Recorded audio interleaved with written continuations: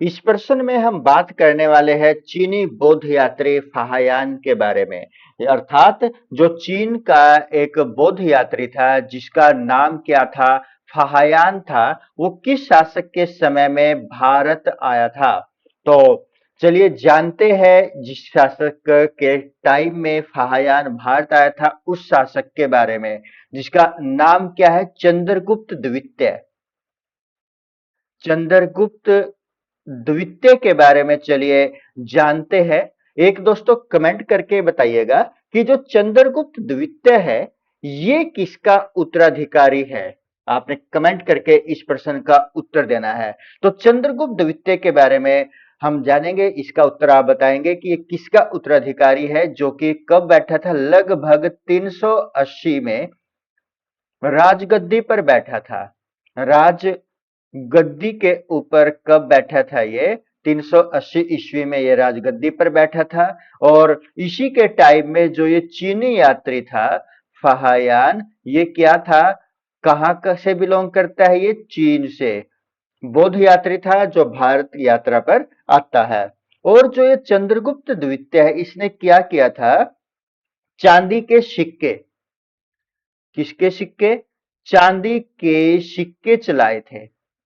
चांदी के सिक्के चलाए थे। चांदी का जो फॉर्मूला होता है, केमिकल फॉर्मूला क्या होता है, आप कमेंट कीजिएगा। ऑप्शन दे देता हूं, एयू होता है या एजी होता है। तो दोस्तों यदि आप किसी भी एग्जाम की तैयारी करते हो तो आपको ये पता होना चाहिए। आप इसका उत्तर कमेंट करके बताइएगा।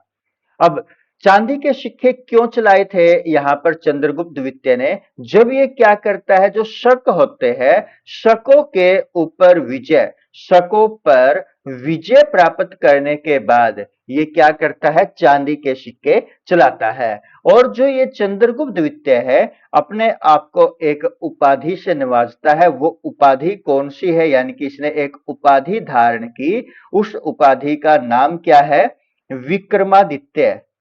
विक्रमादित्य ये उपाधि इसने अपने आप को दिलवाई, अपने आप धारण की। अब इसके समय में जो एक राजकवि था, राजकवि था, या ये कहिए कि इसके दरबार में जो कवि था जिसका नाम क्या था, साब था। क्या नाम था इसके राजकवि का, चंद्रगुप्त द्वितीय के राजकवि का नाम क्या था, साब था।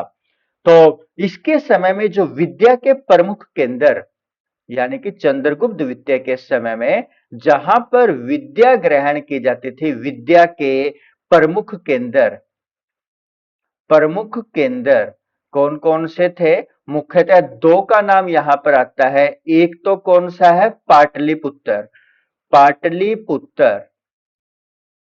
और दूसरे का नाम क्या है, उज्जैनी।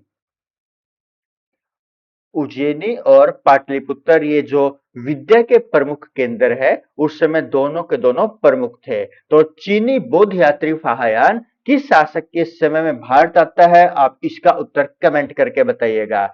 ऑप्शन है आपके पास, चंद्रगुप्त प्रथम, चंद्रगुप्त द्वितीय, श्रीगुप्त और कुमारगुप्त। साथ में आप दोस्तों ये भी बताइएगा कि जो यहां पर गुप्त साम्राज्य है उसके संस्थापक कौन थे। इसका क्या उत्तर होगा वो भी आप साथ के साथ कमेंट करें। धन्यवाद दोस्तों।